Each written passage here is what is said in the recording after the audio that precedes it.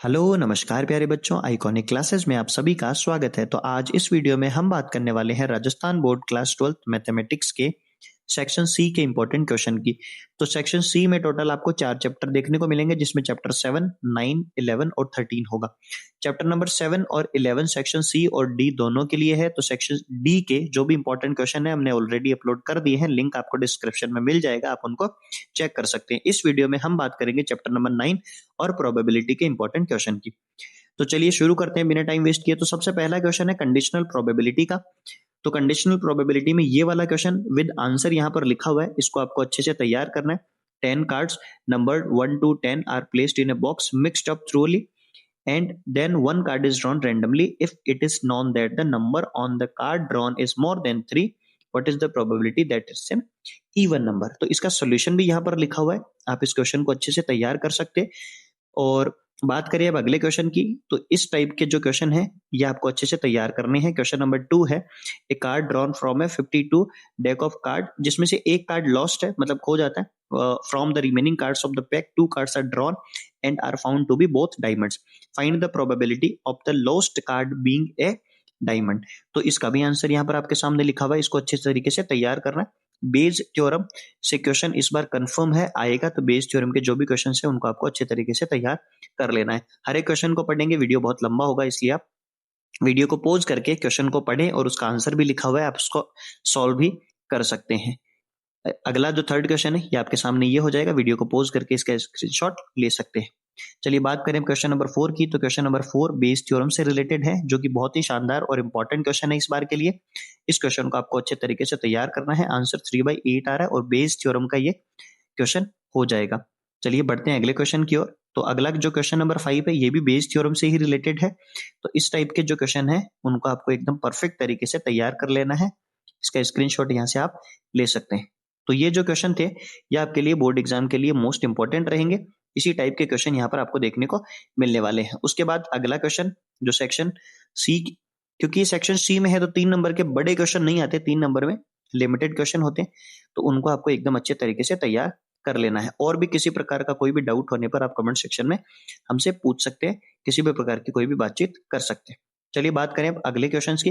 तो इन क्वेश्चंस को आपको एकदम परफेक्ट तरीके से तैयार कर लेना। उसके बाद बात करें चैप्टर नंबर 9 की डिफरेंशियल इक्वेशन की। तो डिफरेंशियल इक्वेशन 3 नंबर का ये चैप्टर जो है वो सेक्शन सी में पूछा जाता है। इसके अलावा सेक्शन बी में और ए में भी यहाँ से क्वेश्चन आएंगे। तो सेक्शन सी के लिए आपको जो है वो एक तो 9.4 से, जिसमें होमोजीनियस फंक्शन आता है, और एक 9.5 से आपको तैयार करना है जो भी लीनियर डिफरेंशियल इक्वेशन होती है।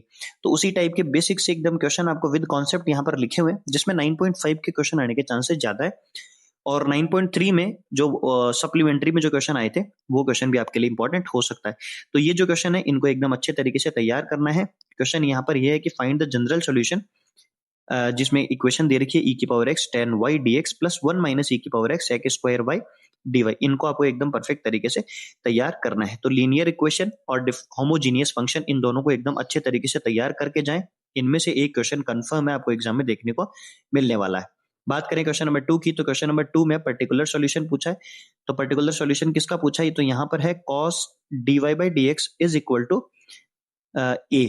और यहाँ पे पर्टिकुलर सॉल्यूशन याद रखना, जब भी पर्टिकुलर सॉल्यूशन पूछे तो उसमें x और y की वैल्यू गिवन होगी। फाइनल आंसर जो भी आएगा उसमें x और y की वैल्यू पुट करेंगे तो c की वैल्यू मिल जाएगी, उसको यहाँ पर आपको सोल्व करना है। बात करें क्वेश्चन नंबर 3 की। तो ये होमोजीनियस डिफरेंशियल इक्वेशन है, यानी कि ये 9.4 से क्वेश्चन है। तो इस क्वेश्चन को आपको एकदम अच्छे तरीके से तैयार करके जाना है। एक क्वेश्चन अगर आप होमोजीनियस फंक्शन का और दूसरा क्वेश्चन अगर आप लीनियर डिफरेंशियल इक्वेशन का तैयार करते हैं तो 3 नंबर आपके कंफर्म हो जाएंगे। तो इस क्वेश्चन का यहाँ पर आप स्क्रीनशॉट ले सकते हैं। बात करें अब अगले क्वेश्चन की। तो ये भी होमोजीनियस फंक्शन का ही क्वेश्चन है, x square minus y square d x plus 2xy dy। तो इन क्वेश्चन को आपको एकदम अच्छे तरीके से तैयार कर लेना है। अब अगला क्वेश्चन है लीनियर डिफरेंशियल इक्वेशन, जो कि 9.5 से होगा। तो 9.5 में यहां से याद रखें कि एक क्वेश्चन इस बार कंफर्म है, आने के चांसेस पूरे पूरे बन तो रहे हैं।